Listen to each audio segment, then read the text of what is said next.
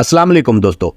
22 जनवरी 2024 India की सबसे बड़ी रियासत उत्तर प्रदेश के एक शहर अयोध्या में राम मंदिर का इफ्तिताह किया गया।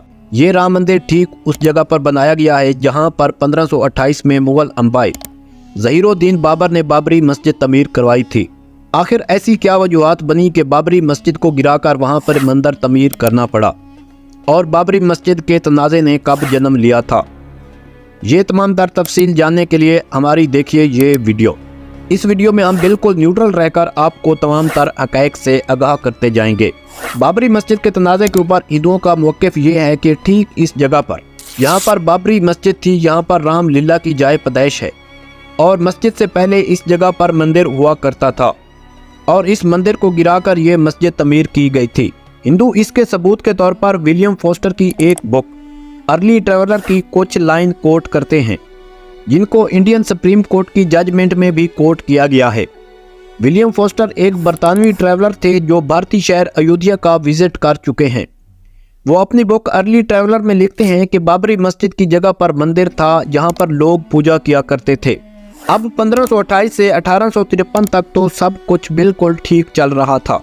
अगर हिंदू इसके मुतालिक कुछ क्लेम कर भी रहे थे तो वो एक दबी आवाज़ में कर रहे थे। 1853 में अयोध्या में पहले मजहबी फसादात जन्म लेते हैं और 1859 में बरतानवी नौ आबादियाती हुकूमत की जानिब से इबादत की इस जगह को तकसीम कर दिया जाता है जिसमें मस्जिद के सियन का कुछ हिस्सा हिंदुओं के सपुर्द कर दिया जाता है, जिसका मकसद ये था कि हिंदू उस सियन के मखसूस हिस्से में अपनी पूजा किया करेंगे। 1885 में पहली बार इस मसले को किसी फर्म के ऊपर उठाया जाता है जब एक हिंदू महेंद्र रघुबीर दास अदालत में जाता है और इस बात की इजाज़त तलब करता है कि मस्जिद के सियन में जो हिस्सा हिंदुओं को दिया गया है उसके ऊपर छत बनाने की इजाज़त दी जाए, लेकिन अदालत इस बात को तस्लीम नहीं करती। उसके बाद आता है साल 1949 जब बाबरी मस्जिद का मसला बहुत ही कॉम्प्लिकेटेड हो जाता है। होता कुछ यूँ है कि एक सुबह मुसलमान अपनी इबादत के लिए जाते हैं तो मस्जिद के अंदर एक मूर्ति मिलती है जिसको मुसलमान ये क्लेम करते हैं कि इस मूर्ति को कुछ हिंदू शर पसंदों ने मस्जिद का दरवाज़ा तोड़कर अंदर की जानिब रखा है, जबकि हिंदू ये क्लेम करते हैं कि यह मूर्ति खुद ब खुद जन्म हुई है और ये मूर्ति श्री राम भूमि की है। तो ये मामला उस वक्त डिस्ट्रिक्ट कलेक्टर के पास जाता है तो डिस्ट्रिक्ट कलेक्टर तमाम तर फसादात से बीच बचाव कराने के लिए मस्जिद के दरवाजे को लॉक कर देते हैं। तो ईयर 1959 में हिंदुओं की जानिब से एक केस फाइल किया जाता है कि मस्जिद का दरवाज़ा खोल दिया जाए और श्री राम भूमि की जन्म मूर्ति की पूजा करने की इजाज़त दी जाए।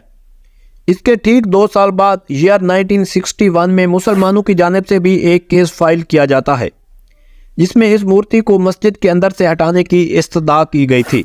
ईयर 1980 में हिंदुओं की जानिब से एक कमेटी बनाई जाती है जिसका मकसद बाबरी मस्जिद वाली जगह पर राम मंदिर तमीर करना था।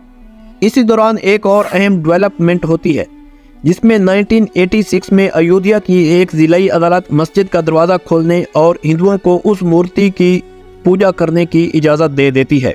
और उसके बाद ईयर 1992 आता है। 6 दिसंबर 1992 को हिंदू इंतहा पसंद तंजीमें बाबरी मस्जिद को शहीद कर देती हैं, जिसके बाद मुल्क में दंगे फसादात मज़ीद बढ़ जाते हैं जिसमें हज़ारों हिंदू मुस्लिम अपनी जान गंवा बैठते हैं। इसके बाद अप्रैल 2002 में इलाहाबाद हाई कोर्ट का 3 रुकनी बेंच इस मतनाज़ा ज़मीन के मुतल्लिक केस सुनता है और जनवरी 2003 में आर्कियोलॉजिकल सर्वे ऑफ इंडिया को 3 रुकनी बेंच हुक्म देता है कि इस ज़मीन की खुदाई की जाए और इस बात का पता किया जाए कि क्या मस्जिद से पहले इस जगह पर कोई राम मंदिर मौजूद था या नहीं। तो आर्कियोलॉजिकल सर्वे ऑफ इंडिया की टीम बाबरी मस्जिद वाली जगह का विजिट करती है और उस जगह की खुदाई करती है, जिसके बाद वो एक रिपोर्ट मुरतब करती है। तो उस रिपोर्ट का झुकाव हिंदुओं की तरफ था और मस्जिद से पहले राम मंदिर के होने के कुछ मुबैना सबूत मिलते हैं। आखिरकार 30 सितंबर 2010 को मुसलमानों और हिंदुओं की जानिब से जो भी केस फाइल किए गए थे तमाम को कंसोलिडेट करके उसका फैसला सुना दिया जाता है। इलाहाबाद हाई कोर्ट के इस फैसला के मुताबिक 2.77 एकड़ ज़मीन को डिवाइड कर दिया जाता है जिसमें मस्जिद के अंदर मूर्ति वाला हिस्सा और मस्जिद के बाहर का सियन हिंदुओं के हिस्सा में आ जाता है, जबकि मूर्ति के अलावा मस्जिद के अंदर का बाकी वाला हिस्सा मुसलमानों को दे दिया जाता है।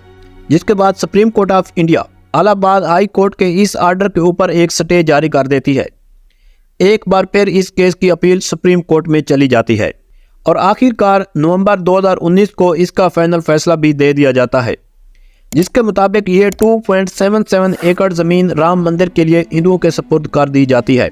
और सुप्रीम कोर्ट ऑफ इंडिया हुकूमत को इस बात के ऊपर पाबंद करती है कि मुसलमानों को इसके अल्टरनेटिव मस्जिद के लिए 5 एकड़ जमीन अयोध्या में एक दूसरी जगह पर दे दी जाए।